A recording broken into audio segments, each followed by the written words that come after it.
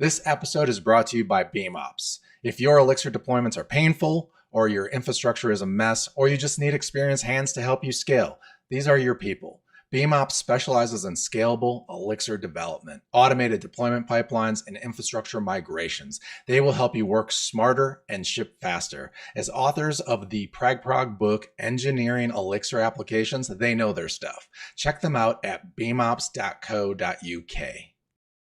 Secure your Elixir apps with Paraxial IO. From code analysis and bot defense to dependency checks, they've got you covered. Elixir first design with GitHub integration. Elevate your security at paraxial.io. Testing. What's up? I'm Jacob Litzo, your Elixir mentor, and welcome to another exciting episode of the Elixir Mentor Podcast. This is where we discuss everything related to Elixir, from interviews with enthusiasts, pioneers in the community, to innovative projects and libraries shaping Elixir's future. Today, I'm joined with a Collects colleague, actually, Jason, to dig into a couple of his projects, and I'm sure we'll ramble on with a bunch of other random things, but Bedrock and Beadwork are some exciting things. So, welcome to the show, Jason. Thanks for having me on, bud. I guess, like, for people that don't know you, do you want to just give us like a quick background, like where you came from, what got you into programming, and like kind of like the start of your career? Sure. So I've been a nerd doing this stuff for just about 40 years now that I think about it. I got my first machine when I was 8 or 9. My dad fixed or repaired computers for the military, and so he always had parts and stuff laying around, and we cobbled together a Frankenstein machine from parts at the time, and it was really deluxe. It had 512K memory. Every time you turned it on, you had to set the clock, right? Nice. So because it didn't have a battery. This was old stuff, right? And it had floppy disks, and if you That's like punched when a hole, you could do them double-sided. The power button actually killed the power supply back then. Oh yeah, no, it was legit. And then later on, I got one with like a turbo button that like just changed the clock frequency. Like it just made it go. It literally made it go faster. And there were games that broke because it just they had like timing loops and things like that. So anyway, it was the dark old days. So I've been writing software for a long time, badly at first, right? And then after you've been doing anything for a while, you get a little better at it. I started still write bad code every once in a while. I know. Dude, you're not improving as a person if you don't look back at the stuff you did 6 months ago and cringe a little bit. That's it's true. just the way it is, right? So about 16, I moved out the house and got a job writing software. Kind of quit school on a Friday and had a job the following Monday, building things for machine control. And I had imposter syndrome for the longest time. I couldn't. Here I am in a room full of people working, and they're, these are people who had degrees and all this stuff, and I'm just some dumb kid. And I realized after a while that like all the books that they had, and books were the thing. I was reading them, and people were coming to me and starting to ask questions. And so I slowly dawned on me over the course of working with some of these folks that like, I was actually not terrible completely at this, and this is something I could do.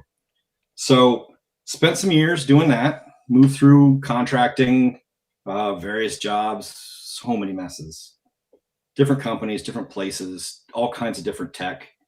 I remember the web when it was CGI bin, and you actually compiled little Perl, little programs, and had Perl and all kinds of fun stuff to do web. It's come such a long ways. It was so dark. I only remember hacking my way through really ghetto HTML sites with like no CSS. It's a rite of passage. Well, and having things that suck, like like tools that suck and machines that suck and are slow, it teaches you how to. I mean, if you want to get anything good out of them, you have to work at it. You have to think about it, and you have to try and be clever or borrow cleverness from other smart people.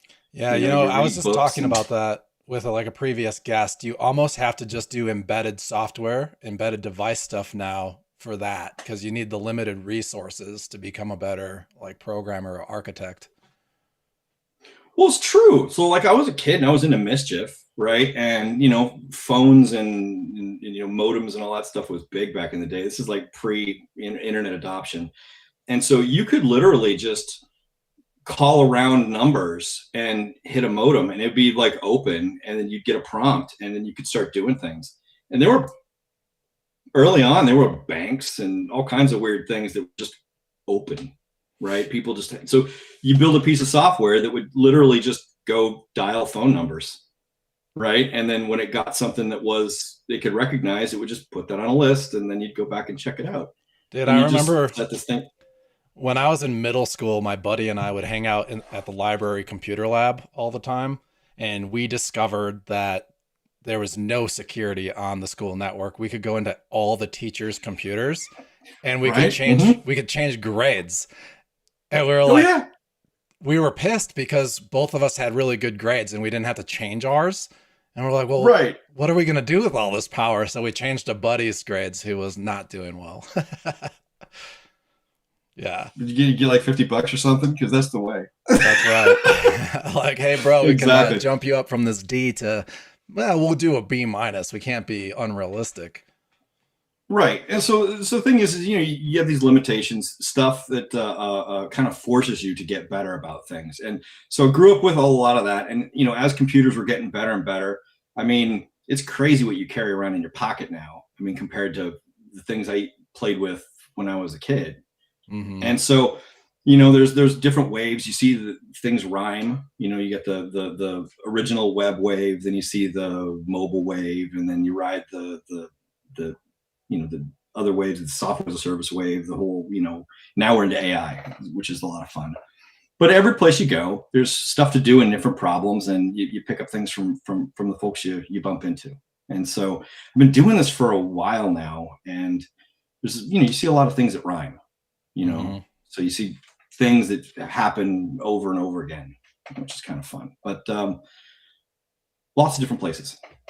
I mean, it's like the amazingness of like the BEAM or Erlang too, like the problems they solved back in the 80s are recurring problems now with AI and agents and processes, whatever you might need.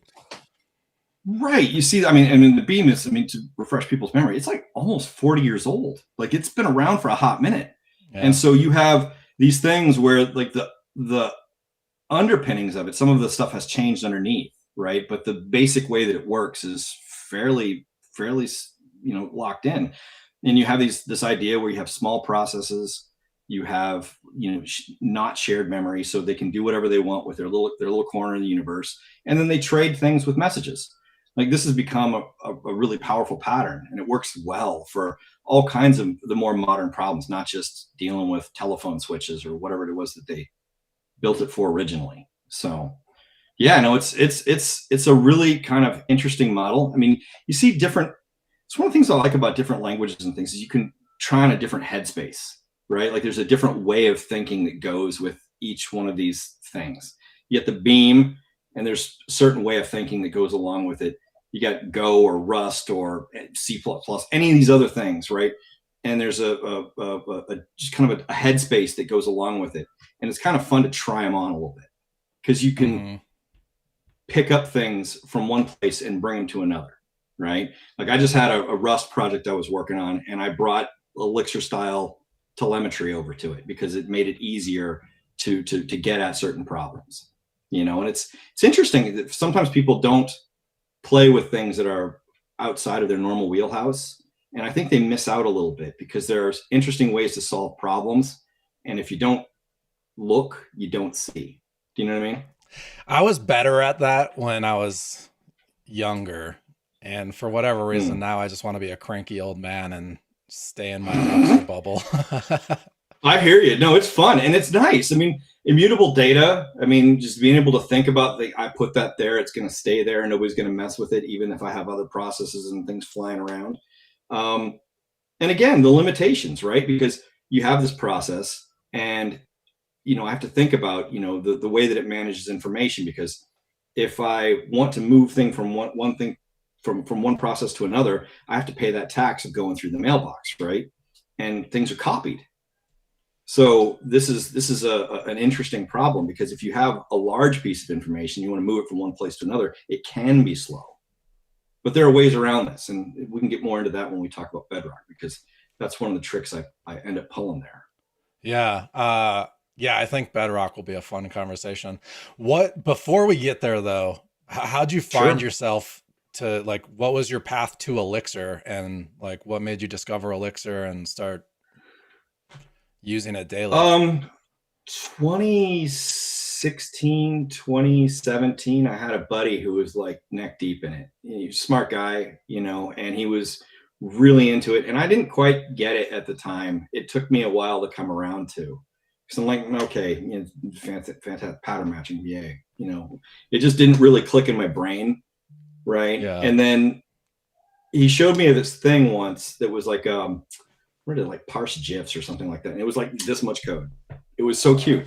This thing, it was kind of this little haiku poem of software, and it stuck in my mind. And then when I ended up having to solve some other problems, it was a tool I kind of reached for, and I tried it out, and it worked. And then it was crazy. I found people to pay me to do it. So that's always fun. When you can do the things that you want to do and get paid for it. That's yeah, I had a similar story. A buddy was just in my ear telling me how great Elixir was, and I was like, I'm sure it's great, like whatever. And then I actually took it seriously, because I started building a side project. It was called Perfect Form. It was like a fitness marketplace, and I was like, all right, let me look into Elixir, because I think it sounds like it'd be a great fit. So I started digging into it, and it was like before I even like actually understood the power that I was learning. Right. But I was like, oh, I love the syntax. And then once I like wrapped my head around pattern matching and immutability, I was like, oh, I just love it. It's like fun to write. So right. I started writing my first like REST API, very object oriented ish, but with functional paradigm. Like, it wasn't pretty, it was horrible, but I learned a lot, and I rewrote a lot of code, because I would like get it working, and then like, oh, this is like so wrong, this is not Elixir. And so I would fix it, correct it, and then I decided to start a YouTube channel with tutorials, because my learning curve was so difficult coming from like JavaScript and like object-oriented background to functional language. And I was like, I need to just like help people get off the ground running. And that makes sense. This whole brand. One of the things I dig about it is like, I find myself reaching for something, and I go dig around in either the ecosystem, or frequently just go dig in the Beam docs, right? You go look in the Erlang docs, and it's like, there's this little gem, somebody thought about it 15 years ago, and it's in there, and you can just dredge up this little toy for doing things. Like I was building a thing for doing file diffs the other day, and wonder of wonders, there's a tool in there that's built into the runtime library. You get the Myers diff algorithm is right there. You just trot it out, and poof, you can do file diffing line by line. Lovely. Yeah, and so awesome. There's all kinds of toys like that, and what's neat is when you're digging around in there, you can roll your own. It's really easy. And then of course, like I said, there's all kinds of stuff to play with, which is fun. There's so many rocks to turn over. I mean, and like you said, when you get into it, and the more you get into it, you start feeling like, oh, well, this is neat, and processes and OTP. Look at this whole thing, and supervision trees, and all kinds of power that this unlocks. So good fun. It is fun. And then like, yeah, the more you learn like how to use supervision trees, gen servers, and all of that, it just starts compounding, and you're like, I can do anything I want. Right. And then it's just a matter of having hours in the day. Yeah, that's true. I don't have enough of those, honestly. Dude. All right. So do you want to dive into Bedrock first? Sure, we could talk about it. I mean, I think it makes sense to talk about the problem that it's trying to solve, and then maybe loop into what it does, that attempt at solving. All right. I want to read your little like one-liner from your docs. Sure. And have you explain it to us. Yeah. No, explain it to me like I'm 5, you know? Fair enough. All right. So it's an embedded distributed key value store with guarantees beyond ACID. Like, okay. Right. What's that mean? It sounds There's cool. a whole bunch of words in there. It's got Yeah. croutons and everything, right? Okay.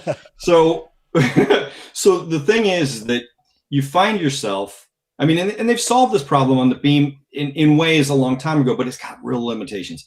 You have things like amnesia, right? Where you have a cluster of nodes, and I want to be able to have, records and things that flow across them, so that on one node I can do a thing, right? And then on the other node, I see the thing.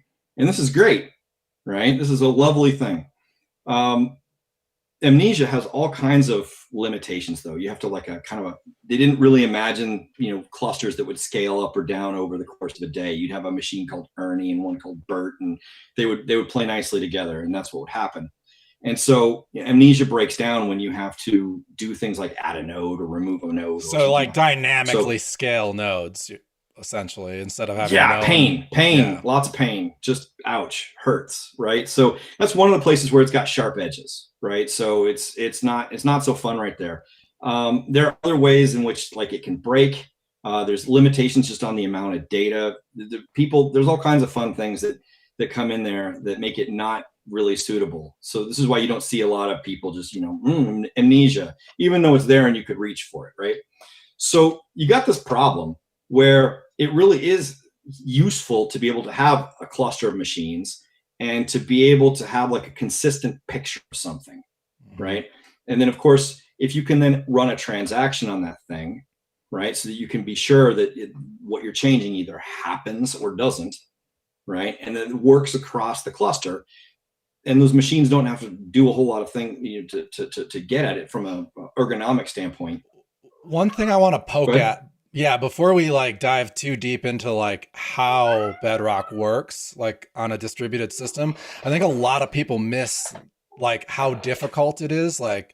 For instance, when you're running a Postgres database, you usually just have one big database, right? And one picture of the world that all your nodes are pointing at. Right. So you still have that bottleneck, right?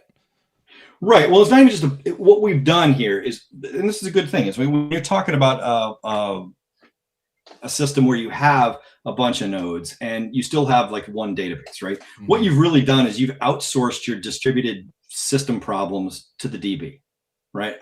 If I'm going to keep a consistent picture there, I go to the DB and I ask it a question, right? If I want to change things, I go to the DB and I put a transaction together and I do it. And it's the place that deals with all of that problem, that hard problem. Mm-hmm. And the downside is that there's only so much bigger you can make a DB, and they don't really, horizontal is not a thing that they do so well, right? They're just, it's not the way that's built for a lot of these things. And so you end up having to reach for all kinds of things, other caching. People want to reach for caching, but then you have this distributed problem where I have a user and I just read it out of the database and I make some changes to it and it's on node 1. The next request comes into node 2, right? I want to get at the same user. The freshest copy is right here, but I don't know that. Mm-hmm. And so I have to go to the DB again and get it. And if I try to cache something in a place like Redis or some other tool like that, all we've done is we've just outsourced the problem again to another thing, right? Right. It's the same problem. you kind of, it's faster, but you different can't get around sidecars. It, right? So, right. And so now you think, okay, fine. Well, I'm going to keep track of this on this node, and this user's right here right now, and I'm going to let that be here. And then this other guy needs to read something about that same user, and it now has to know where to find it, right?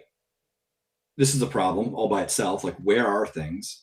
Just keeping track and keeping that information up to date is difficult.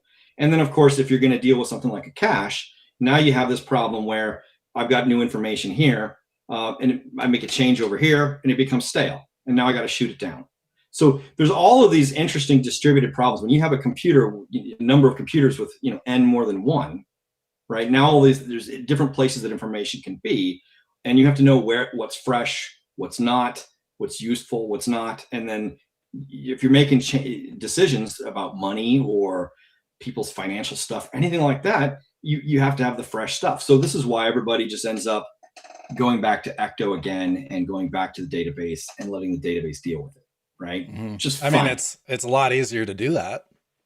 It is. Until it's It is a problem. but, until you have to pay attention. Well, and to that's when it comes. That's where the rubber meets the road. Is like when you have a system that you built, and for most things, I would say 90% of things that people are building, this is perfectly fine. These are problems you don't necessarily need to solve. But if you have something that's big or growing, right? Like for work, we have a situation where, things are growing. You have millions of people, you need to be able to split things onto more than one machine. And now all of a sudden, the way you built all the way up until now doesn't work so well, right? You run into all these problems head on. And so, the problem that Bedrock is trying to solve is, how do we take and make it so that we have within the Beam a consistent picture from node to node, and that things that conflict because we're changing the same thing in two places conflict properly, but things that don't touch the same data can sail through without a problem. Like, so you see what I'm saying? Like user A makes a change, user B makes a change. Those things are unrelated, right? They shouldn't conflict. They should sail through nice and quick. But if user A has changed here and user A has changed here, then there needs to be some kind of order. There needs to be some kind of order imposed on that, so that somebody gets, when they try to withdraw money, twice, somebody gets an error and somebody doesn't. We got to sort that problem out. And so that's kind of the problem space that Bedrock lives in. Is what that looks like to you is, I've got this giant KV universe, right? And I can read keys and write keys. It's basically a dictionary, right? When you're just doing. Oh yeah, it looks like a big map. Key value. Yeah. Okay. Yep. And with some special operations for things like range scanning, where I want to start at a key and I want to grab the next X number of keys, or I want to do a walk through a set of keys. Things that you can't really do on like a map. But the map is a perfectly good mental model for how this thing works, right? It's I puts and gets, right? Really, when it comes down to it. With some fancy sauce on top. So the mental model is easy. I have a thing, I want to put it somewhere, and then later on, I want to be able to get it back, right? And so that leaves a lot of choice up to the user as to how granular they want to get it. Do you want to put a whole record in there? Do I want to put pieces of a record? You get the idea. But the important thing is that when I'm messing with something over here, and you're messing with the same keys over here, we need to figure out how this is going to work so that we're not stepping on each other's stuff. Because you can imagine, we have a key that keeps track of your bank balance, and somebody's doing a debit here and somebody's doing a credit here. We want to make sure that that key stays properly updated with the correct value, and that's going to matter as to which order those things go in. And we obviously, don't want them both to go at the same time, such that you end up with a mess, right? So that's the general problem space. That's what we're trying to solve. And of course, by making it simple like that, I can start a transaction, I can read and write, and then I can commit it, and it either happens or it doesn't, right? This is a nice, easy, ergonomic mental model for people to play with. Yeah. And okay, you've made reference to like FoundationDB and stuff, right? And that is written in C++. They actually have their own weird language that like transpiles down to C++. And the reason they did is that it's funny because FoundationDB actually is built on the actor model. So they're trying to do the same thing that we do on the Beam with message passing and all of this cooperative. Yeah, I was going to ask, so what advantage do you get using the Beam? Like, it sounds like you would get a lot more out of the box just using. There are some places where the Beam is really sharp on this, and there are some places where that hurts too. And we can get into that in a minute. The general idea is that FoundationDB is these really smart people, decade and change ago, they came up with this. They had the same basic idea where I'm going to have a key value store. We're going to have it spread across a distributed system such that all of these clients could read and write and keep their stuff straight. And it would be nice and simple. And if a machine goes down, it's not a big event. If parts of the cluster go down, it's not a big deal. Things come and go, right? Sounds lovely. And it was lovely enough that Apple bought them, right? Apple bought them back in 15 and had them for many years. And there's a good chunk of Apple right now, CloudKit, all that stuff runs on top of FoundationDB now. And I don't see it going away anytime soon. So it's, again, the same mental model where you have key values, you have transactions across them, and that you can guarantee what happens in what order, right? Mm-hmm. This is a good thing. Like I said, they built it on the actor model. So you have this idea of like little tiny processes, right, that do one thing, and they move things back and forth. And if all this is sounding like a really good fit for some things, it is. So this model fits onto the Beam in a it just kind of snicks in there in a really nice way. So there's some wrinkles, because as we mentioned before, like there's copying. When you send messages back and forth in between processes on the Beam, like people don't realize this, but things are copied, right? The processes don't share anything. So if I have a map full of stuff, you also can't control the order your messages come in. No processes, right? Yeah, so. Yeah. You have kind of a rough. They have a priority mechanism. Most people don't know about it or use it. There's a thing you can do. Okay. Right? But yeah, there's a lot of messages are coming through the door. And so when I have a map and I send you a message, it's nothing but just a map of things, right? That map gets copied onto your other process's heap, right? Mm-hmm. And then your process kicks in and now it has that stuff. And so it's immutable, but it's also copied. So this is why some people don't realize that you can't just ping pong big data structures back and forth between processes. Hey, why is my stuff slow? Well, it's because you're doing a silly thing. It's like, it's a little silly. There is one exception on the Beam, and this is binaries that are larger than 64 bytes for, nerds out there, right? If you are tossing a binary back and forth between two processes, it's free. You're just passing a pointer, right? That's reference counted. There's like a global heap for binaries. Yeah. So if you think about this now, from a standpoint of like, I'm going to put together a transaction and it's got to flow through the system, and a lot of things need to look at it, right? And where it ends up, it's going to end up on the disk somewhere. If I'm packing and unpacking this thing, it's going to be really slow. If I send it in some kind of disaggregated form, like I said, a big old map or lists of stuff or whatever, it's going to be copied, and that's going to be slow. But if I send a binary, right, that can go from process A to B to C to D to all the way to the disk with no copies, right? It's zero copy. It doesn't move at all. How do you control state at that point? So you gotta be clever. So like what you do is let's say for instance, in Bedrock, what we do is we take and the client actually puts together the transaction. You have a little packet, right? It binary encodes it. It's like the little binary that's built. And what happens is that's what it submits to the system, right? It's a little encoded key value pack with just the stuff that changed and what was read, version numbers, a few other things, some details, but it's basically a little binary package, and it flows to the next process, and it flows with no copies. Mm-hmm. And so the next little process in the chain looks at it and says like, oh, well, this is what I got to do with it. And then it moves it along and so on. And eventually this thing ends up on the disk, and there are relatively few places, a lot of places that are taking it apart and reading it, right? But nothing that's actually changing it. And so you don't end up having to copy things that way. People don't realize that. Same thing like ETS. Like if you have an ETS table and I put a giant piece of data in it and I go to read that from another process, that's not free. It copies each time I read it from ETS, it copies it right into my memory, right? So if I go put 60 megabytes of something into a ETS table and then read it back into another process, dude, if it's not a binary, you're making copies of that stuff each time. So there's some limits. We got Mike Hostetler in the comments pretending he just learned about this today.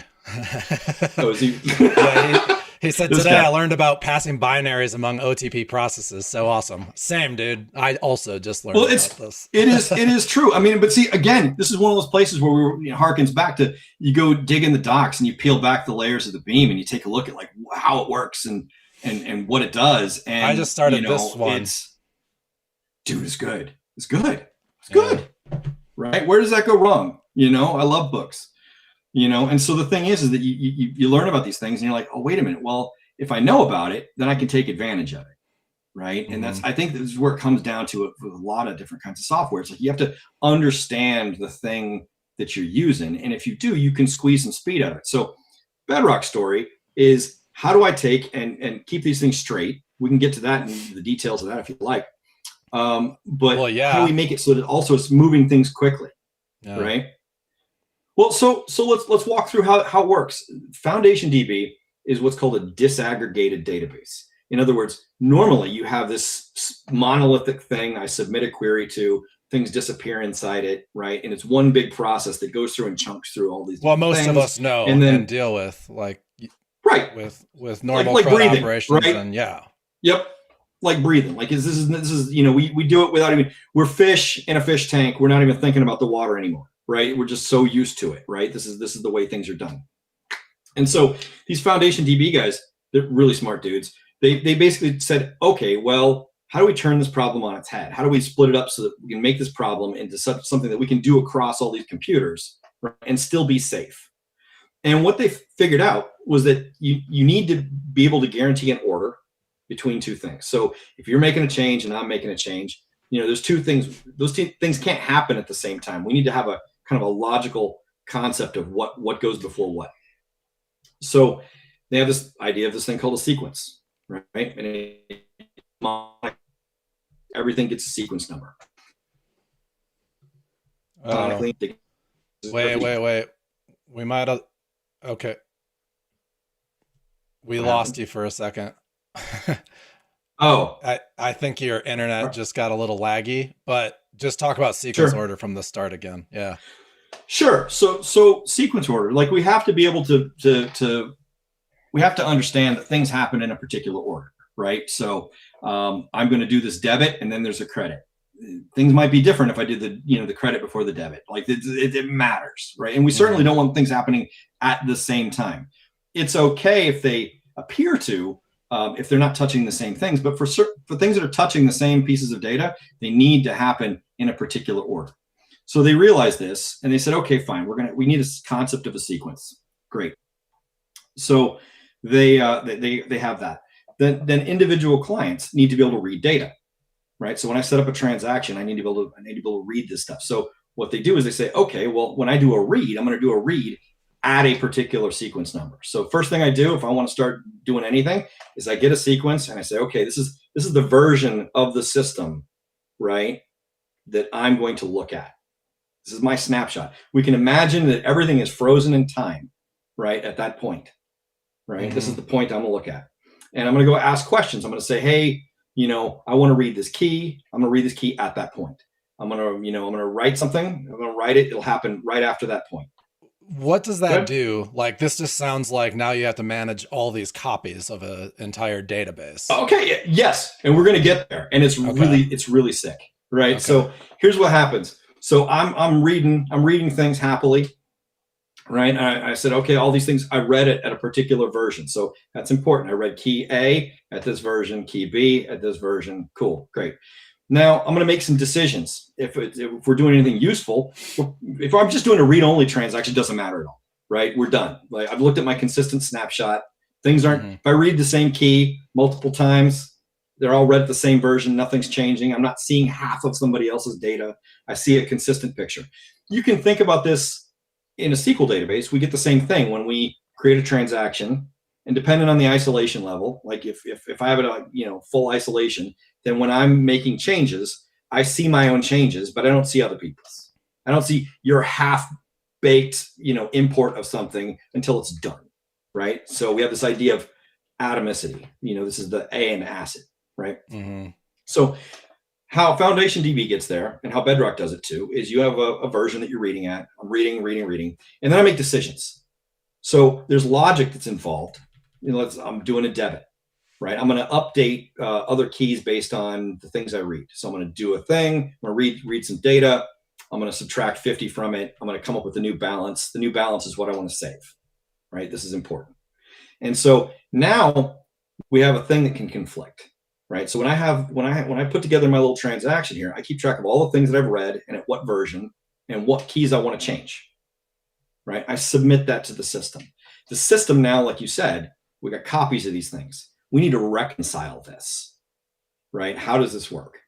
And so what it does is there's some services called resolvers that are in this process. And what it does is they basically say, okay, well, we're going to take these two things and we're going to check them. And the question is did this transaction read or write any of the keys that this guy needed, right? And if the answer is no, then they don't touch, and they can both sail through. They could happen in either order. It wouldn't matter. Okay. Right?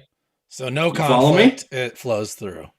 And they can both touch the same. Sail on. They can both touch the same row or key at this point. They can read the same things, right? But if somebody writes something that you read, so let's say at version 0, you read a key A, right? Version 0A, right? And you and somebody goes along, and while you're doing your computation, somebody writes A at version 5, right? So this happens. A has changed. Now, when we go to reconcile your transaction, we're going to say we read A at 5, we made decisions, and all the decisions are based on the fact we read A at 0, and somebody changed it. So because there's an intervening change, we know there's a conflict. I see. You follow me? Yep. So you think about it with people, right? You're basic. I'm going to give you some information. Right, you're going to make some decisions based on it, right? And then somebody comes along and does something to one of those underlying pieces of information, right? What you've done is now suspect. It's not right anymore, right? Somebody beat you to it. Two people pulling money out of the same bank account. Deciding how to do cash, that's a very difficult problem. Yeah, sure, yeah. Perfect, right? So you have this situation where it's like, I need to know. Like the database needs to know, did anybody touch the things that this set of decisions was based on? And if the answer is no, great, sails through. Awesome. That's most of the case. So the thing that the FoundationDB people got that they understood was that lots of these changes to the system don't have anything to do with one another at all. Most of them, in fact, right? If I've got a user over here and a user over there and they're screwing with their own data, man, you're rarely none of that colliding. touches. You're in your own You're silo. not colliding. You're right. You're doing your own thing. And what you need to be able to do is you need to be able to figure out when that's happening and then what to do about it. Right. And so their answer in this situation is really shockingly simple. You basically do this. You say, okay, fine. Well, we found out that I read this key at a particular value. Jacob changed it. Right. I want to do something that was based on that information. I can't do that. It basically figures out that there's a conflict. The first conflict, not which ones, just that there's a conflict. It just rejects the transaction. It says, no, can't do it. No good. And then you have to refetch the data, or? Yeah, you basically redo it. Now, what's kind of interesting is in Elixir, you can just, I have a transaction. I pass a block. I pass a function, right, that does the actual work. It reads and does all the reading and does all the writing, right? And it's done. It's going to go ahead and submit the transaction. This is all done by the machinery for you. And if there's a conflict, what it will automatically do is just rerun your function. I'm curious. Simple. When you're running a database transaction, at least in a Postgres world, you can lock a row or lock a table, right? Yep. How would that work? Can't do that with Bedrock? Yeah. You don't. Okay. You don't. So what happens is what happens is you basically things either conflict or they don't. Gotcha. Right? Is what happens. And so if I'm going to go, we're both going to go start a transaction. We're trying to take money out of an account, right? You read the balance. I read the balance, right? We both decide that there's $20 in there and you're going to pull out all 20 and I only want to pull out 10, but obviously both of them can't happen. Right. Right. One or the other has to happen. So now, let's say you're a little faster and you get yours in there first, right? What happens is I see mine at the same or older version. My change wants to happen after yours. What we see is that there's a conflicting key, right? And then mine gets rejected. And so then my code runs again. I pull the new balance, which I read is going to be 0 because you took all $20. And you're like, shit, right? We got robbed. Well, and then what happens is instead of a database error, it turns into an application error where it's like, oh, sorry, there's not enough balance in here, right? And so the code for Bedrock, when you're working with it, reads really nicely because I get the information that I'm basing my decisions on, and then I do things, and then the whole thing either happens or it doesn't, right? And if there's a conflict, my code runs again, right? I read the values and, oh, this time there's no money in there. Well, I just return, sorry, Jacob, I took out the money. All right. So this is all happening. We have a distributed system, all these nodes, right? Uh-huh. Where does the truth, where does everything sit? Because that can't, do you pick a master node or what's happening? So what the trick that FoundationDB pulls and we ape is that they realize that you actually don't need a tremendous amount of like coordination once you've got the basic pieces of the system set up and wired, right? So now imagine this. I've got we've got this commit proxy. This is a thing that sits in this is what I submit my transactions to as a user, right? I've got some number of them in the system. They're well known. If it's going to talk to the resolver, it knows about the resolver. That's cool. All these pieces are wired together, and the information can flow really quickly. What FoundationDB realized is that under the normal static state of a system, right, things can flow. We don't have to figure out, is this guy still up? There's all these complicated things that could go wrong, right? So what they figured out is that instead of trying to come up with all of these different compensations for all of these edge cases, they do something really simple. They say, okay, we'll run the way we're going to run until there's a problem, right? So I'm a commit proxy. I try to talk to it. It's broken. There's a problem. The commit proxy tries to talk to the resolver. Resolver's broken. There's a problem. Resolver, you get the idea. We're going to pass to the logs. There's a problem. So what their whole trick is to figure out that like when something goes wrong, to realize it, to have something that's kind of watching these things, to realize that there's a problem, mark the system as invalid, stop everything, tear it all down, put it all back together again. Very OTP, very supervision tree, right? Set up the supervision tree of these processes again, and then let it rip again. And so it's the model fits on the Beam so well. Yeah, no, it sounds like, yeah, I do have a question, but we're going to take a quick break for ads and then I have my question. All right, cool. I will. Coding Elixir with AI or building AI into your Elixir apps. The Elixir AI Collective Discord is your community for both. Link in the description below. Hey, I'm Kimberly with Elixir Mentor. Jacob recently added recruitment services to help companies hire pre-vetted Elixir devs. I help with company outreach, so if you're hiring, I may be reaching out, or you can connect with us anytime at elixirmentor.com. We're going back. All right. So my question now is like still kind of going back to like, where is our central point of truth for state, right? Okay. Because we have nodes and they all have to stay updated with the current data, right? Yep. Or maybe they don't. They do and they don't. So here's what happens. Think about it. Let's think about the simple case. I got one machine, right? I got a commit proxy. It needs to resolve transactions, right? If I'm doing this all on one machine, I have a commit proxy. I want to hand it a transaction. You're going to hand it a transaction. It's going to try and sort these things out, right? So what it's going to do is it's going to hand the transaction to a resolver and say, was anything in the last X seconds touch this in such a way that would cause a conflict? And if the answer is no, then it moves on to the logs and it's logged as something that actually happened, right? And then from there it goes to storage, and then we're answering questions again. So I go from commit to resolution to the log to the write ahead log, and then the storage machines read from the log and then project that for people to read questions again. Right? What is the difference in need? Like what the log state versus storage? What are the two jobs there? Fair enough. And so the thing is that like we mentioned that things have to happen in order, right? There has to be an order to things, and we have to agree on it, right? So I go to submit a transaction. That transaction gets stamped with a number, the sequence number, right? It gets resolved. When the resolution happens, and if happy path, everything is cool, it's going to go to the log. That's where it's recorded for posterity. So the log system is looking at this and going like, oh, I'm waiting for a transaction greater than 3, right? And then, okay, cool. I'm waiting for now 4, now 5, now 6, now 7. And we're going to go ahead and write those to disk.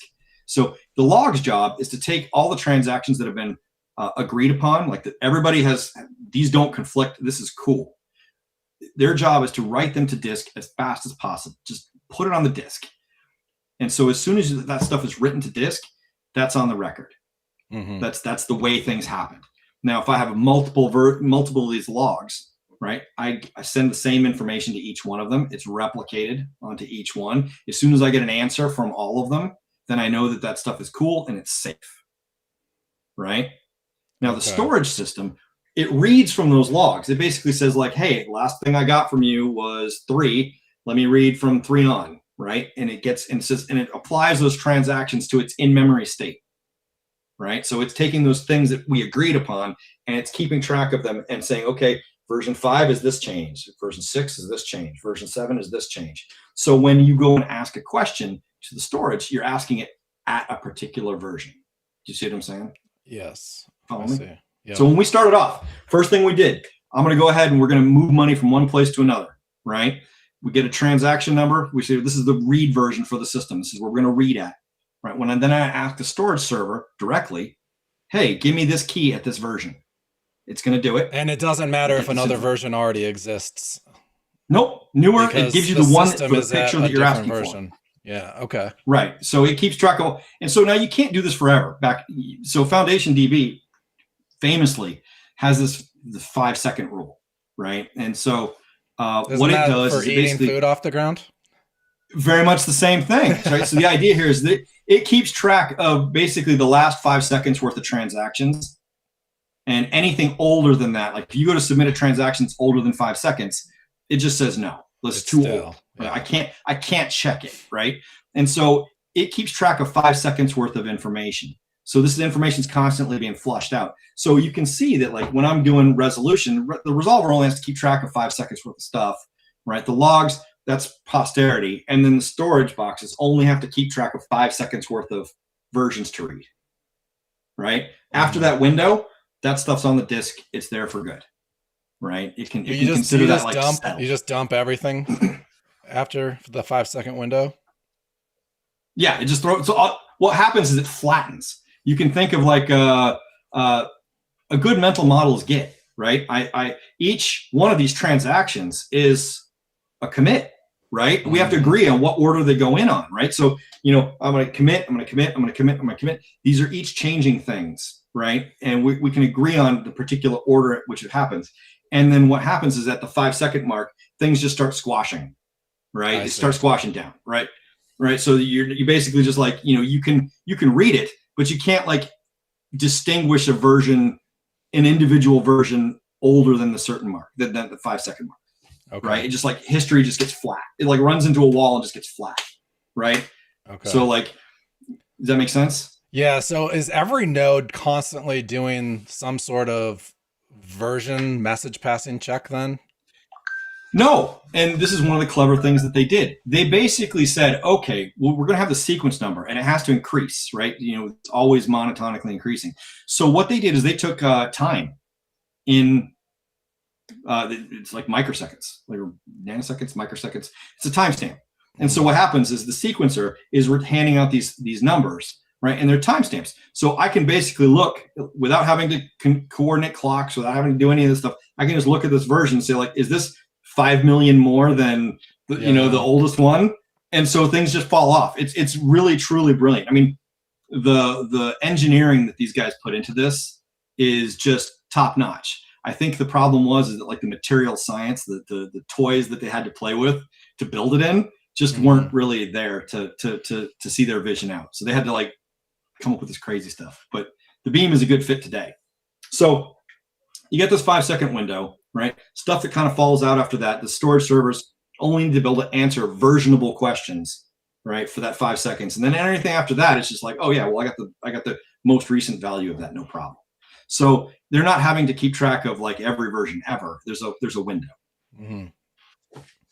Yeah, the 5 second in space. So now, did you copy that same idea? Oh, same. Yeah. I stole this stuff straight up. When you got a good idea, you roll with it, right? You take, it is the height of arrogance to think that you can completely improve on something. I mean, generally around the edges, but when there's a good coherent idea, right, you stick with it.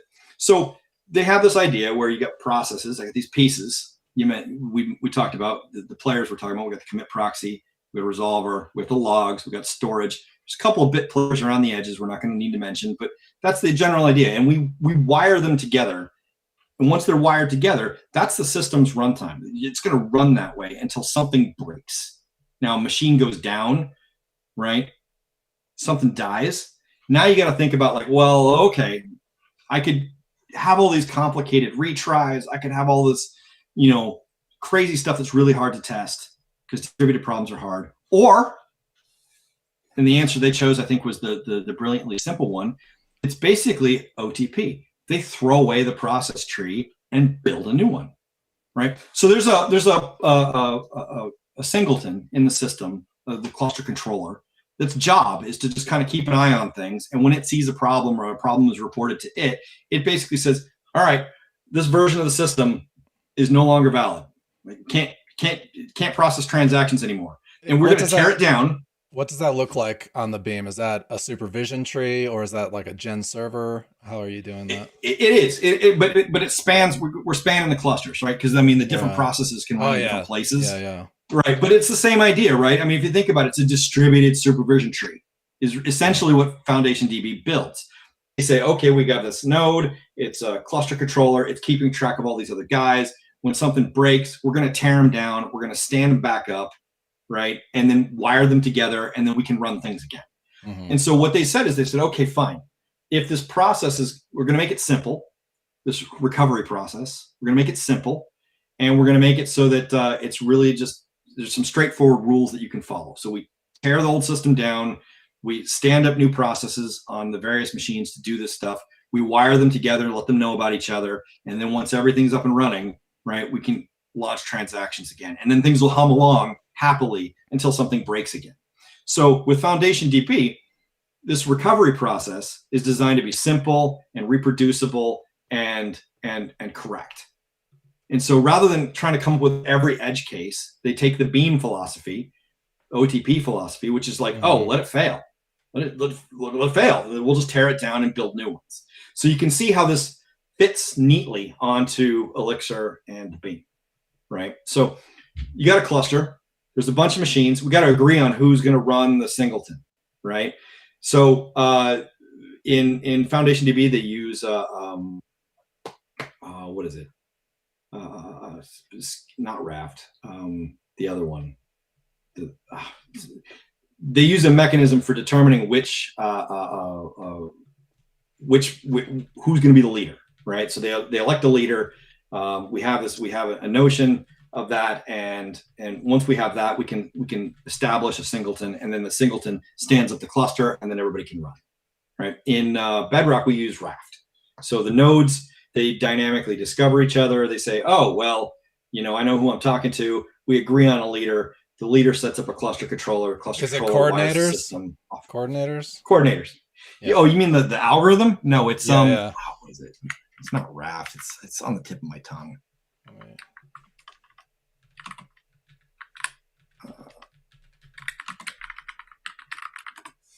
It's Paxos. It's a consensus algorithm. That's the one.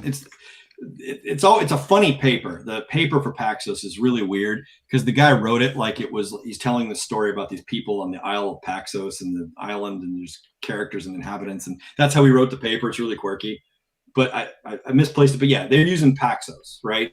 Which is up until Raft came along, that was kind of like the thing. Raft is like a simplified, more straightforward, easier to understand consensus algorithm. And so the general point of it is like, we've got a bunch of machines. We got to agree on something, right? In this case, we're agreeing on who's going to start the system. And once we have that can say, okay, I'm going to go tell people what to do. They're going to listen to me because I'm the guy, right? And then once all the pieces are stood up, they're wired together, and then they just run until something breaks. And then the idea here is that when something breaks, we tear down the old system, we just do it again. And this is how, if you think about it, that's how a supervision tree works. I've got a set of processes, and they got children, right? And when something goes wrong in one of the children, we don't sit there and try and figure out every little thing. We let it fail, we let things die, and then we have rules for how to build it back up again, right? So it's extremely similar. So it fits nicely on this model. So Bedrock is FoundationDB on the Beam, and with some basic ideas moved around so that we're not having to, because I mean they're all written in C and stuff, so you can modify data, you can keep the mutable things are happening, and you have to do things a little bit differently. But the compromise is actually make the system run faster, because now one of the things that people try really hard to do in some of these things is get to zero copy. The more time I'm copying things around, the slower it gets. And so zero copies, it's wonderful, right? It's extra work that you can't control much of either. It's just background. Right. Yeah. So the idea here is that the ideal number of times I can copy something is zero, right? And so if you're in the Beam, if you make a binary and you set it up properly, you encode all of the little bits and stuff that you see what I'm saying, right? You get it out, it just kind of falls out for free. And now you get this system, right? So you got this idea here where you got this disaggregated system. It's got this really simple model for standing itself up, right? There's a very clear path for information to flow. It can flow in such a way that until it has to leave that computer, there's no copying. So if you're running everything on one node, it's moving from process to process to process to process to the disk, right? Super fast. But if you got to move it across the network, moves across the network. But again, the minimal number of times. And so you have this, it fits well, and it actually can go really fast. FoundationDB deals with this concept of you have redundancy. So I want to make sure that my data is safe. So you have these multiple logs, things go to the logs, and then they go to multiple storage servers. So that's how they manage it. You can think of like, everybody knows like what a RAID array is, right? You have like 3 disks, and it writes, every piece of information gets written to 2 of them, so one can fail. You get the idea, right? They do the same thing, right? So they read from the logs. They'll have 3 storage servers, right? Each one reading from the logs, and they're all recording. Any one of them can answer questions, right? But if one of them dies, nothing's wrong. Bedrock takes us a bit further. When FoundationDB was designed, they didn't have things that were reliable like Amazon S3 or GCS. You have these object stores. Now, I can put data out there, and I'm pretty sure the universe will burn before I lose that information. I mean, there's so many nines on the reliability of those services that you just don't have to think about it. Once you hand off a piece of data to GCS or S3 and they tell you it's okay, it's good. You don't have to think about it ever again. So what that does is if we bring that into the mix, now you don't have to worry about having all these storage servers all over the place, keeping track of all this. You can just funnel the stuff from the logs to something like GCS, either locally run or like that. And now that data is there. That deals with the replication issue, right? And it's nice and simple. At the same time, it's also available. So any of the other nodes that want to read that block of data can do it from there without having to coordinate. So you can have any S3 bucket be the primary target. Yep. The data just gets dumped in there, blocks of transactions at a time. So as these things are moving along, you start off with my individual transaction, right? At the commit proxy, those get batched together into a bigger block, right? Okay. And then when it hits the logs, those get batched together into a bigger block. And then every so often, those blocks get sent to S3 storage or wherever. And so you end up with these, 60 some odd meg chunks that end up on storage. And then when you're going to materialize them, you pull down these, chunky but manageable pieces of information that are set up for easy consumption. All right. My next question is, why would you use anything else? Like, why would I use Postgres anymore? Like, where does Bedrock drop the ball question. And Postgres or MySQL doesn't? Well, again, these FoundationDB, and like I said, all credit to these people, right? When you really start picking at, it's a really underappreciated piece of tech. The more you look at how this thing actually works, how their thing actually works, and the patterns that I followed, it makes a lot of sense. So you say, okay, fine. Now I got this KV storage. right? I've got this. This is great. What if I wanted to write SQL queries against that, right? What if I want to do something like that? I could store rows as keys in the system. The indexes are I could store rows as values in the system. The indexes are the keys. I might store row 1 at, whatever table/1, table/2, table/3. I could write queries that would go get these things. I could have indexes that are just other ranges of keys. They did as a proof of tech, they took SQLite and they took off the B-tree engine that makes it, write stuff to disk, and they pointed it at FoundationDB. The FoundationDB people did this. And you could have SQLite that would actually read and write to FoundationDB. And then, of course, you could run that on all of these different machines, and you got all of the benefits and transaction abilities of FoundationDB, but you got SQL too. And so one of their things, one of their big ideas was that you have this KV layer, and that's kind of like the base substrate. That's the bedrock, if you will, of what you would want to work on. And then you can layer on top of this other kinds of systems, and it inherits the properties of the underlying pieces. So if I were to build something that knows how to do SQL and answer SQL questions on Bedrock or FoundationDB, then all of the transaction abilities, all of that stuff, I inherit for free. But why do you even need to do that at that point? Like if you're SQL's friendly, SQL's fun. It's a great way to be able to compose. Like if let's say, good question. Once upon a time in database land, right before SQL, right, you had all these systems where they were all different, and you could answer questions, but some of them you had to follow nodes and read from one to the next, and these databases were complicated and weird. And SQL came along and made it so you could ask general questions. Give me the sum of all this stuff, where this is that, right? That's great. That's powerful, right? Mm-hmm. It's nice and comfortable. But at the same time, you do have to make some concessions to it. There's a dude I want to shout out to that is working on an ecto layer for FoundationDB. So you can compose ecto queries, and it will read and write from FoundationDB. So you get all of that beautifulness, right? You get all of that with the SQL ability to be able to compose queries, and with ecto, you get all that comfort. Right, but the storage model is handled, and it's distributed, and it's replicated, and you don't have to worry about it. That would take not very long to port something like that to see. Like a week. That's awesome, and that makes sense to me. But not. It's coming. But the need for I would just adjust my daily procedures to not use. You can totally do that query, too. Here's where it gets really cool. I open up a transaction. I do some SQL stuff. I read and write some key values. I save it. That's all one transaction. Yeah. Right? It's all one transaction. So you could actually have a blend of the two and have that consistent picture. A good example, some people have, won't name names, but some people have a situation where they have a primary database that's one system, and then you've got something like Oban in another.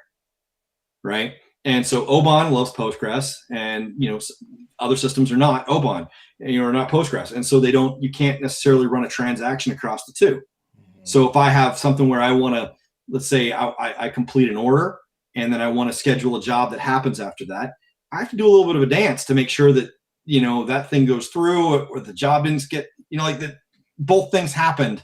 There's you have to do a little bit of a dance to make sure that works. Imagine a situation where you could, take your code that's used to run in SQL, you do that, you could have it in both systems and have that consistent picture without having to do anything special. It just works. So yeah. You can do some neat things. We have on top of Bedrock, there is just got some PRs for it today. There's a job layer, right? So I can submit jobs. They get composed into keys. There's other processes that know how to. Yeah, you see what I'm saying? I feel like I might need this. I need to just drop Postgres and use Bedrock and kill switch. I think we put some time and effort into anything. I also use Oban, and if you're already integrating a jobs scenario, sounds like well, one-shop Think stop. about what you need for jobs. Think about what you need for jobs, right? I need to be able to kind record of like a thing that needs to happen. job scheduler, maybe. Right. So I need to be able to schedule things that need to happen. I might want to schedule them in the future, right? So I have a key space where I'm constantly grabbing the next job. I want to be able to do that in such a way where two things aren't conflicting, that, you know, two job runners aren't like fighting over the same stuff. And it turns out that Apple has the same problem. They have CloudKit, and there's a million billion things going on in CloudKit all the time that are scheduled jobs. So they came up with a system called Quick, right? It is a protocol on top of FoundationDB, right? By which you can use the key value system and the transactions to do and run distributed jobs. So now you can have any number of jobs that are running. If they complete, it gets scheduled and marked. If they fail, then they're not failed forever. Something else comes along and eventually will pick it up after some lease timeouts. You get the idea. It's like they have solved this problem. I was able to take and the same algorithm, they published a paper. I took the same algorithm and dropped it on Bedrock as the job queue system. And that's what you see there. So you can run jobs. You submit them. It's very lightweight. You can choose which machines are running the jobs. It's done efficiently. It's distributed, and everything is working against the same picture as everything else you're doing in Bedrock. Fun stuff. Yeah. So you want to think in layers, right? Like there's layers to it. You know, I've got jobs, and now on top of that, maybe I want to build a workflow system, right? So now that I got transactions and I can do jobs and I can do jobs of transactions, well, now I can think about a workflow or an agent or something like that that sits on top of it. And now I can be, now you see why Mike is interested in Mr. Hostetler. Yeah. I mean, Mike has it integrated into Jido, right? Yeah. Yeah. He's guinea pigging things for me. So what I was hoping when I built this thing is that there's a problem set. I mean, if you want to have a distributed cache, if you want to have a situation where I've got all these machines, I want to be able to, you know, look in a cache, get a user record, and know that it's the freshest thing. Bedrock or something like it could work really well for you. And then if you're changing things, you write through. You do treat it like a write through cache. I write to the database, but I write to Bedrock at the same time. And that way all the other machines can just look at it. On like a performance level, like obviously Sure. having a single database, there's a bottleneck there. Right. Right. Is there ever an issue with like too many nodes, or like, are you going to run into like syncing or truth? Well, that's the beauty of the system is if information flows in one direction only, right? I mean, like, so I've got transactions, they get resolved. Once we're sure about who's doing what, then they get logged, and then the logs can be read by anything. And so it's always first come, first served, right? And then you get rejected if you're last. Yeah. Right. Okay. It's who because I mean, we can't know, right? So it's however, whoever gets to it first. And so whichever order they're assigned when they happen to come through, it's gonna, you know, they'll be deconflicted, and then one or the other will lose. How would like fast, like if you have like a really fast writes or like an update to a single field, would that would it just overwrite like as the second one comes in? Well, that's the thing, is everything is deconflicted before that happens, right? So, you know, nothing makes it to the logs until it's past resolution, and resolution is the explicit step of just does this touch this? And if the answer is no, yes, it can go, right? Okay. And so there's some clever stuff with batching and to make this whole process much faster, but so that we're not constantly communicating between these parts. But it's relative. I mean, it's fast. So I mean, on a single machine, you're getting things written to the disk in round trips and, you know, microseconds. Yeah, under millisecond, easy. You know, the nice thing about the model is it hides the latency that you would normally see to something like S3. You know, S3's they're vast. It's gonna be. You can store data forever, but it's a little slow, right? And so what's nice is the way the system works is things batch together larger and larger chunks and then end up on S3. Well, and you're not big meaty bits. You're not getting your data from S3. Your nodes are. No, and what's happening is you have this idea of the storage thing is reading from the logs, and then worst case goes back to S3 for it. But basically, it's just playing back transactions, and you can have, because it's just playing back the same log, you can have more than one of them. So imagine this: I've got a cluster of machines. I've got some hotspots where some machines are handling a particular set of information. There's nothing stopping Bedrock from spinning up a materializer, something that's dealing with the storage and materializing that right there on that node, where the data doesn't have to leave at all.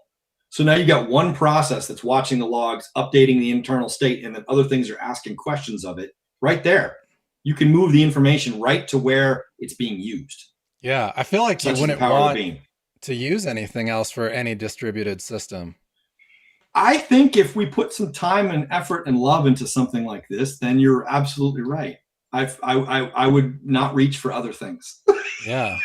It's just, right? Because it's nice and simple to think about. I've got a function, right? It reads data, it writes data, it's wrapped in a transaction, done. It either happens or it doesn't. How hard is it simple. for me to tear out Postgres and use Bedrock? Well, funny you should ask.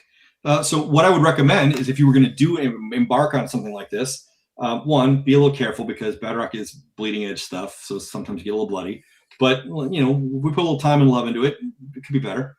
The idea here is that the general flow would be, I would treat it like a write through cache. So day one, the benefit you would see is that instead of going to Redis or something else, you could say, hey, Bedrock, give me user ID number 23. Right. And I can be sure that user ID 23 that I'm looking at is the latest, freshest copy. Mm-hmm. When somebody changes something, you would go ahead and write it to Bedrock after having written it to the database. Okay. Right. So the database is system of record at that point. You still keep track of stuff there. But if the thing goes through, then you write it to Bedrock and then everybody else, that's their. So it's a cache. You can treat it like a cache.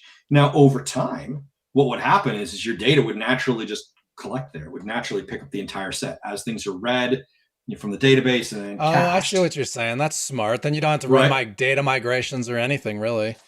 It might be kind of fun. So like you could see an off ramp for some of the existing tech onto something like this, provided we can, give people the same level. We want to make sure that this is a storage system. So you got to be serious about people's data, and you want to make sure that that things are being dealt with properly. So there's a whole bunch of testing. Kill switch, I can't have data failures, right? Because it has to be there when they don't expect it to work. It has to always work. So that's one of the reasons why I would recommend. But you could treat it as, like I said, like a cache. So in other words, what happens when the cache fails? When a cache fails, right? You just go do what you were going to do ananyway from the database. Right? Yeah. No big deal. From the database, right? So what you could do is you could use something like this, while kinks are being worked out, to answer those kinds of questions quickly, right? So you can take pressure off your database. In one of our conversations, I showed you like a region map, right, where I have really high lag in like Asia, obviously, because I only have one server here in the US. But light only goes so fast.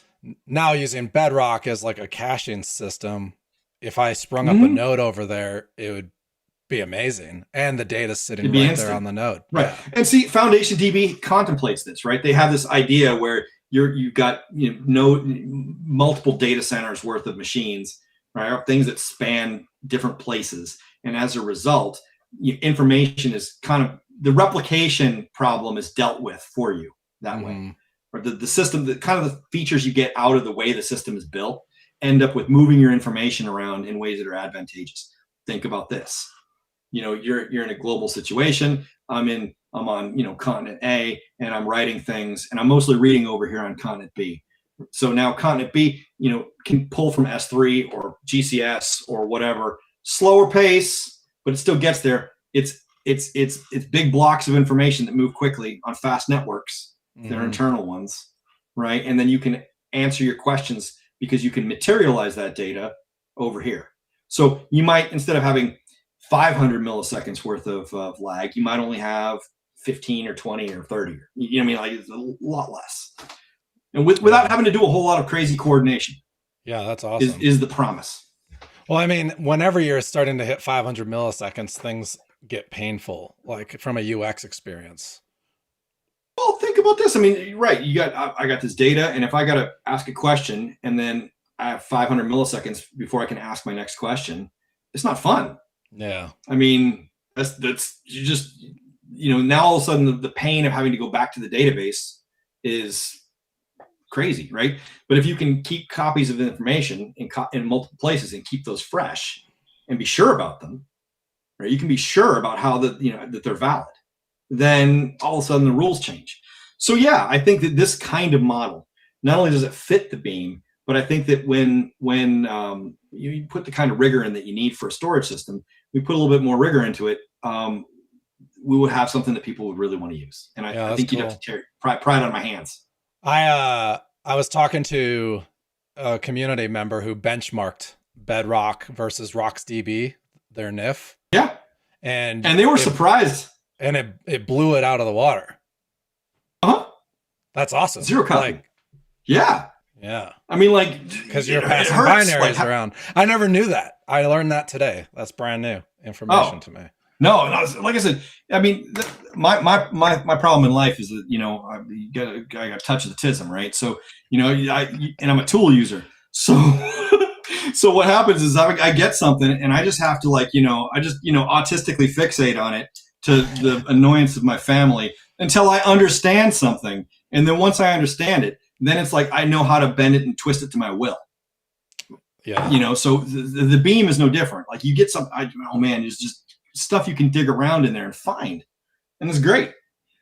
So that was one of the gems. I don't remember where I ran across that, but yeah, I think I was looking at the documentation for like send and receive, like the low level. And it's like, oh, well, wait a minute. I don't know why that's going to be useful. I'm going to tuck that little fact away in my brain. And so go to do something like Bedrock where you're moving information around and it needs to be done in a way that you don't want to copy it. Well, the natural form is now binaries. So it's interesting that there's the materializer, the way it's built inside of Bedrock, the way it like keeps track of all the key values.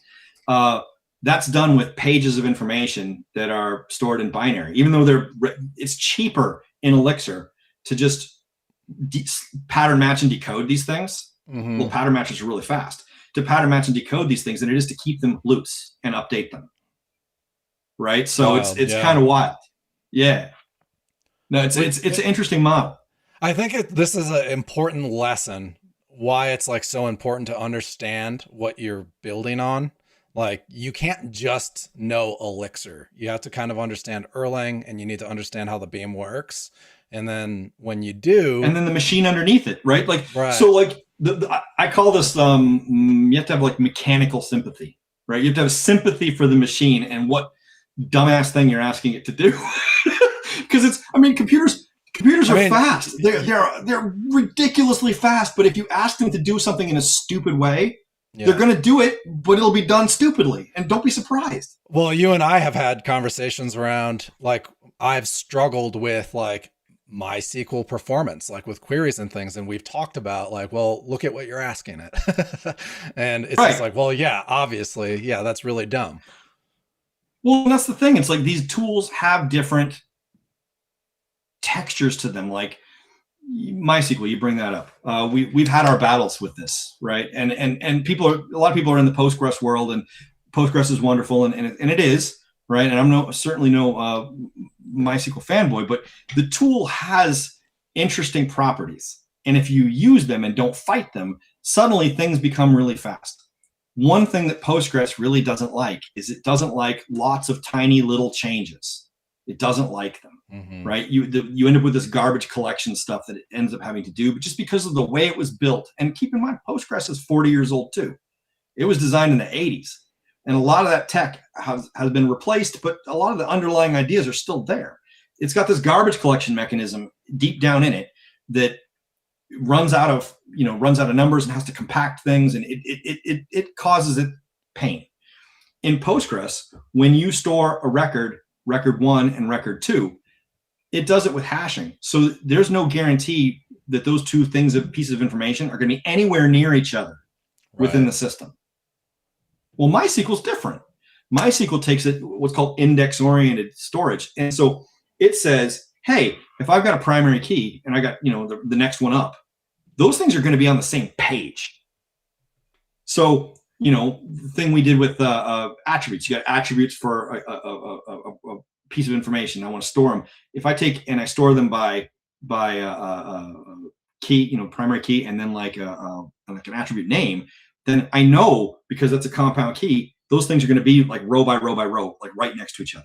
So when I do the common thing of like, give me all the attributes for X, bang, it's going to be super fast. Postgres, they're all groups. not so much. Like in our case, we have like products, and products have attributes, but we could have 20 attributes per product, but they're all on the same page. Yeah, they're going to be right next to each other on disk. And so in MySQL, that kind of structure pays. It would be nothing but pain on Postgres. Right. Postgres, you have to take it different. But see, the thing is that people are like, oh, well, SQL. And it's like, yeah. I used to think that way until I met a guy named Jason. Well, you have to think about what you're asking it to do. I mean, none of this shit is magic. It's cool, but none of this shit is magic. I mean, if you don't understand it. Yes, fair. Right. So it's magic. As soon as you understand something, it loses its mystical qualities a little bit, and that's a good thing, because then you can take advantage of it, right? So we learned this thing about how MySQL works, and because of that, you can take advantage of it. That kind of thing doesn't work so well on Postgres. You get the idea. But you have to have sympathy for what you're asking the machine to do, right? And if you don't, it'll probably work. Machines have a lot of memory and they get a lot of cores these days, so it'll work. I mean, with bunny quotes, but you're not going to get something that's going to be fast, or simple, or memory efficient, or any of the other things that you're after. This is AI has this problem. Anywho, so Bedrock is neat. I wish that more people would look at it. There's a live book that you can grab. People can grab it. They can run the entire thing. Keep in mind, there's no nifs. There's no nothing. It's just pure Elixir code. You can run it, and it's sizes down to run inside of a live book, and it could run across a cluster, depending on how you want to set it up. So you can grab this live book. You can run through, I think I have college courses, or allocating seats to a room, tickets to a room, things like that. And all these things, 1,000 processes, trying to fight over allocating seats. And it happens in milliseconds. It's nice and quick. So you can grab it, try it, play with it. If people want to use it, then I recommend you be a little careful, because it is new. But at the same time, play with it. And if we make it better, I think it's a killer weapon, something that you'd have on the Beam that people just don't have. It's kind of like live view's a killer weapon for Elixir. It's like you could do some cool stuff, but you combine these two things, and now you're starting to get really fun. So you can imagine, right? I mean, I already want to rip it out, but I know that's not I want to rip Postgres out of Kill Switch, but I know what you said is a smarter approach. Well, like and using again, it as a caching layer. You could try that first and see how that goes, and then, like I said, your data is naturally going to kind of end up there. Plus, the thing is like anything, you're going to have to figure out how you want to arrange your information. Like storing things with here's the thing, I don't even have any users in Asia, but just knowing that my latency sucks there, it bothers me. Yeah. What I mean? And like a core level. No, I get it, dude. It's one of those things where it's just this isn't like this would actually be a really shitty experience if I logged into Kill Switch in Asia. And I might someday. And if I did, I would be upset. I would be pissed. Right? But even if I spring up another node, I still have a database in the US. Right. So my data, my CRUD actions are still going to be slow and make things feel shitty still. So I need something like this. I like I said, there's a series of niches that something like this would fill. And I think that we have had our heads stuck in the Postgres, this Postgres is the way, and monolithic databases are the way. They're good. You can solve a lot of problems with them. They're pretty awesome. But there's a limit, and they also force you into another subtle thing is they force you into thinking in terms of SQL, right? Which is sometimes a problem. I would like if I could just, I could get an account and I could look at the number, and then I could, so we put all these abstraction layers on top of it, but ultimately we're still fighting with SQL to get some of this stuff done. And so I have to kind of shape my problem, my problem SQL shaped in order to make it work. And it would be nice if I could just think in terms of data. Like I want to store this map. I got a map of stuff. I just like to store it. I would like to get it back when I ask for it. And I would like to make sure that when changes are made to it, that I get the latest stuff. And that when I make changes to it, my changes don't stomp on other people's. That'd be great. So, I mean, and of course, a whole bunch of problems get a lot simpler, right? Conceptually, when you start thinking about things that way, and because it lifts you out of it. So there's a class of problems that you can do. You can do that makes sense. SQL has its place.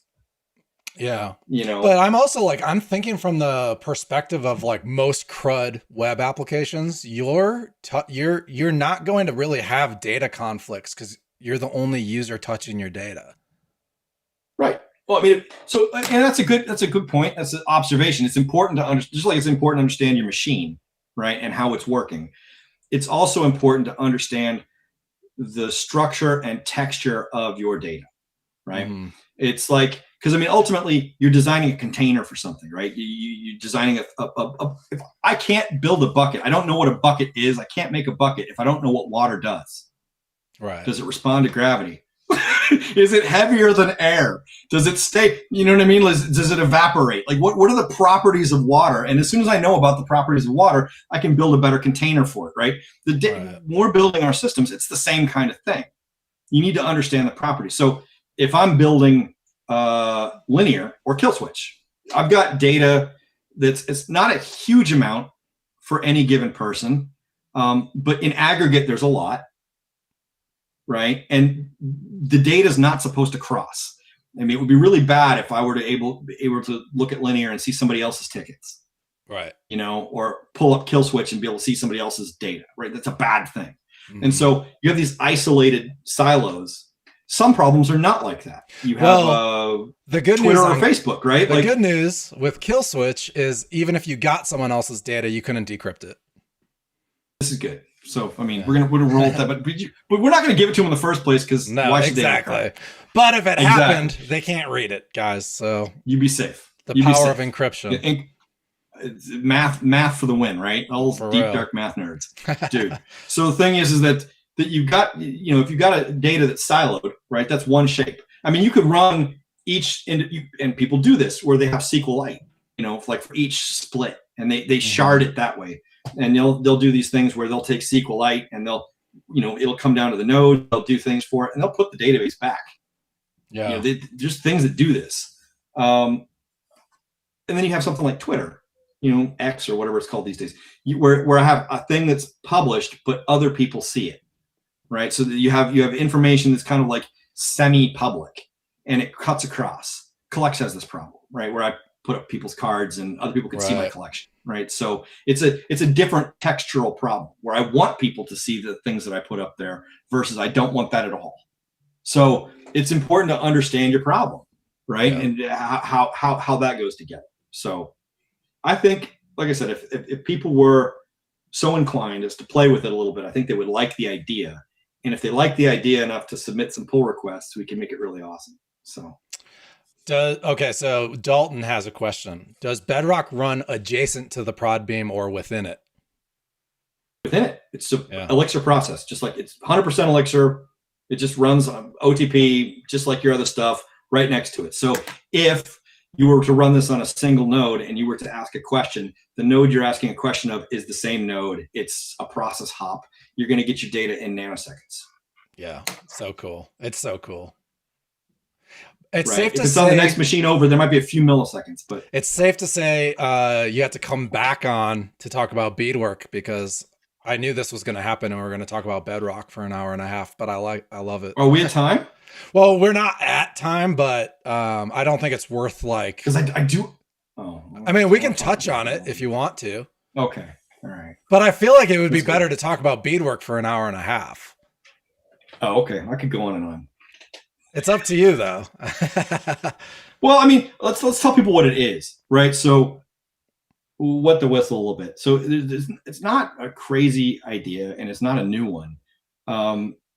But you have a situation where you have agents, and they need to be able to keep track of things. And all these agents, they have like to-do lists, and they really suck because when you hit compaction, the to-do lists get compacted. Bad things happen. People work out of a markdown document, the agent forgets where it needs to update the little checkbox, and bad things happen. So it's not an elegant system.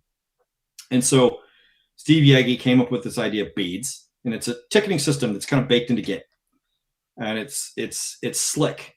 But now it's 200 megabytes of stuff to download, and it does all this crazy. And so what I did is I took that stripped.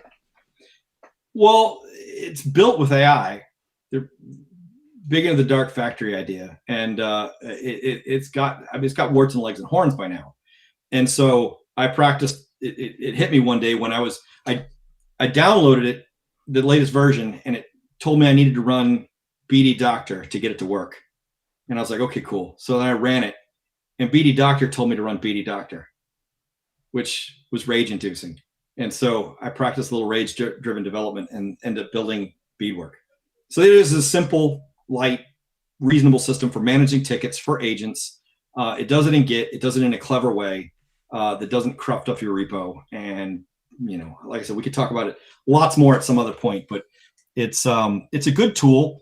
And I think people would like it if they knew about it. So, yeah, I agree. It's pretty dope. I think what we should do, I was looking at my schedule, is try to get you back on, wait, what month are we in? June 19th is my next opening. Should we do a Beadwork episode then? At least. All right, cool. I might even have something more interesting to talk to than that. Something cooking. Oh man. All right. Jason always cooking.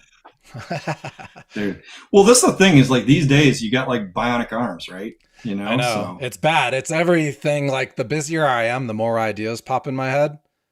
And you have to be like, no, don't build that. Do not build that. Focus on this. It's going to come down to, in a world where anyone can build anything, it's going to come down to style and taste. Like, yeah, right. I could build a house with purple polka dots, but should I? We were just talking about that with Mike. Right. It's coming down to style and taste for building good products, because not everyone, but for the most part, engineers can read and know if code is well written or not. Like, that's not like the highest of skill anymore. People have a sense of smell, right? Yes. Like, and you look at something and you can be like, oh, this is smelly. AI doesn't. It's just solving a local problem over and over and over again. And sometimes the aggregate is silly. Yeah. And people call it slop, but I'll tell you a secret, right? Slop has always existed, man. Like, since forever. People have been making crystal palaces of crazy shit. I always joke. I was like, they just do it faster now. Before LLMs made it, we were copy and pasting dangerous ass code off Stack Overflow. Like, right. Now it does it for us, right? Well, it works. Yeah.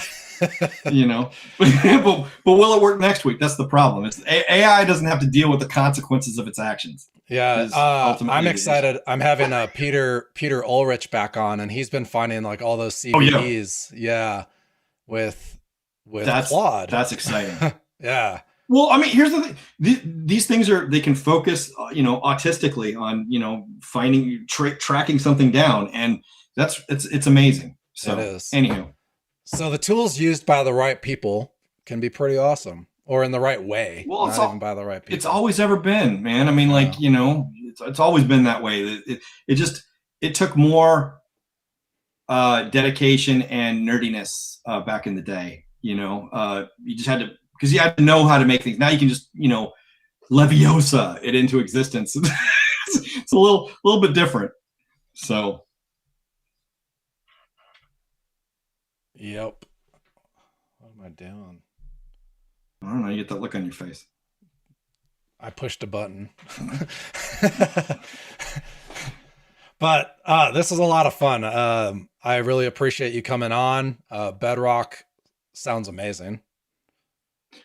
I will send over some links for the show notes and cool. To underlying FoundationDB. If you don't play with my stuff, go read about their stuff. It's super awesome. And you might want to use their stuff if you don't use mine. It's good stuff. That's awesome. Yeah.